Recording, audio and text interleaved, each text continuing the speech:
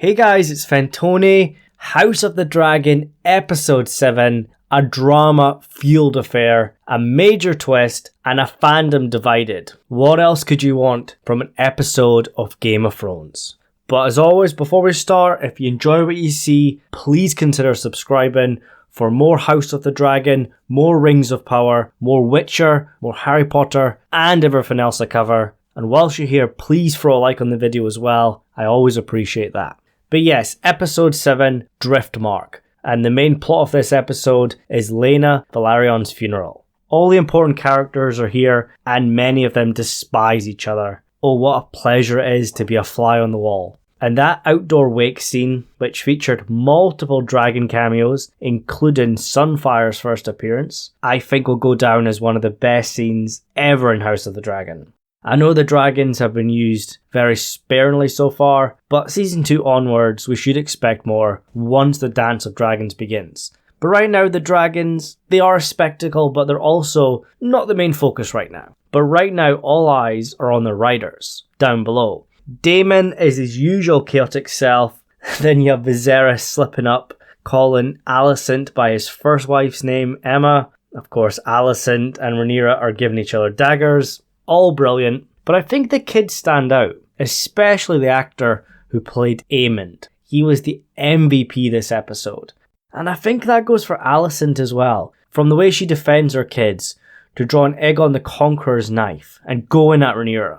And I know Alicent gets a lot of hate, because she's the driving force behind the Greens. And she came off as a bad guy in this episode, but I've got a lot of sympathy for her. Yeah, she's got a personal vendetta against Rhaenyra and her kids. She takes that too far. But also, put yourself in Alicent's shoes. Her favourite kid just got his eye taken out. And his dad is not defending him. And I kind of wish we got more screen time with Viserys and his green kids. But yeah, it's a messed up family. And two of the most messed up figures are Damon and Rhaenyra. And we've finally got the first scene of them two post time skip. And we get to see whether the chemistry between the actors from the first 5 episodes would continue, now that another actor is playing Rhaenyra. And I will admit, I was rather nervous, as it was a tough act to follow, but I don't think I have any doubts now. These characters, these actors, were meant to burn together.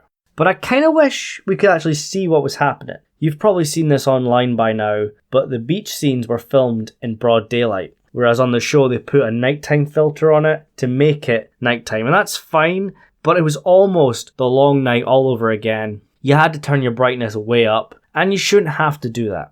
I think they have to stop making these scenes so dark. It was the same for Vhagar as well. I get for the dragon they're trying to mask certain frames of CGI with the darkness, but there's just no excuse for this. We shared our opinions in Season 8. I get scenes at night should be dark, but not that dark, not pitch black.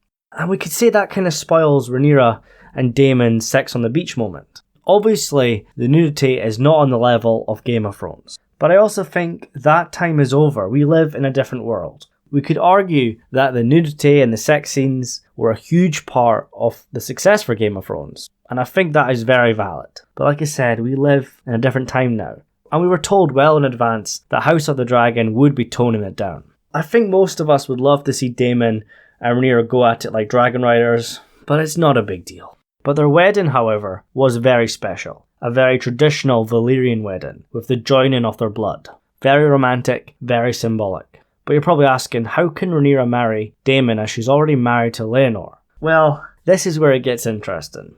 We could argue, in the tradition of old Valyria, you could have more than one wife. And Rhaenyra, being the crown princess, can do that. But of course in Westeros and the Faith of the Seven, that's a no-no. Well, that's when we come to the major twist. Laenor faked his death. Damon killed some random guy and staged a fight between Laenor and his lover Khal Quarry. And the random guy's body was burnt, so it could not be identified, but it was made out to be Laenor. And his parents looked on in shock as they lost their second child in such little time. And we could argue all day about the morals of this decision. About Laenor leaving everything behind, not telling his poor mother, ending his father's line. Whether Damon and Rhaenyra's future kids are legit, and in turn the future of House Targaryen. But remember, the source material Fire and Blood is not concrete. It has multiple unconfirmed sources, and the text is written by a biased maester.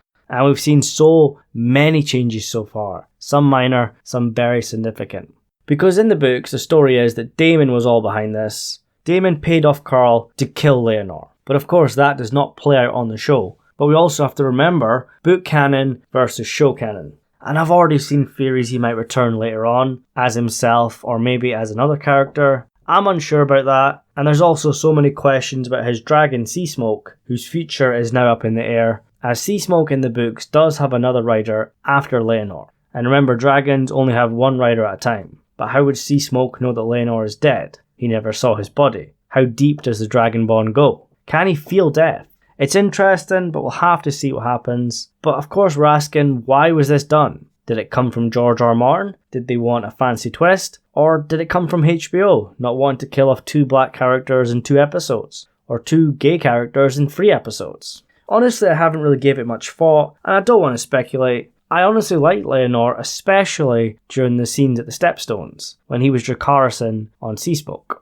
And I'm glad he finally gets a happy ending, and gets to live his life the way he wants, as a gay man, with his lover, or multiple lovers probably. Even if he leaves his family behind, his family who are now in grave danger. But remember, this show always leaves us with so many questions, and that's part of its appeal. It's never simple, nor straightforward. But yes, let's talk about Vhagar and the MVP Aemond. Aemond One Eye is infamous from the books, total badass, one of the most dangerous men in the realm, rider of the most powerful dragon, Nulf Slayer. He's a lad. I'm not going to argue Aemond is a good guy, he's far from it, but that's the point. This is not good versus evil. There are heroes and villains on both sides, on the blacks and on the greens. In fact, everyone is a hero for their own story. Right now the blacks are portrayed far more favourable, but I think that's because they've had more screen time, and Rhaenyra is the main character. And I do wish that Aegon, Helaena and Aemond got more screen time with their dad, to further build that relationship. Because obviously, it feels like Viserys favours Rhaenyra, but we've seen that relationship over 7 episodes. And in the opening of the video I mentioned the divide of the fandom, and it wasn't about Laenor's twist. The biggest divide in the fandom since Jon Snow killed Daenerys for burning King's Landing is Aemond versus the Velaryon boys and the Targaryen girls. Who was right? In my opinion, neither side. I get why the girls are upset, but Vhagar didn't belong to them. And I did feel bad for Aemond getting jumped on and losing an eye. But then again, he also picked a rook up. And guys, the show even has kids crossing the line. And this scene is pretty violent. But if you watch the stuff behind the scenes with the kids filming, they're just so sweet. And I'm honestly going to miss them. In episode 6, I wasn't that fussed about them. But this episode shows us how good the young actors are. Especially Aemond. But at the same time, I'm glad this will be the last time skip. And it kind of gets to the point where it's jarring and feels inconsistent. But from episode 8 and the next time skip, that's it. All the characters will be played by their permanent actors. And you guys have all seen the episode 8 trailer. Aemond looks menacing. Can't wait to see him and all the other actors play the infamous scenes out from the books.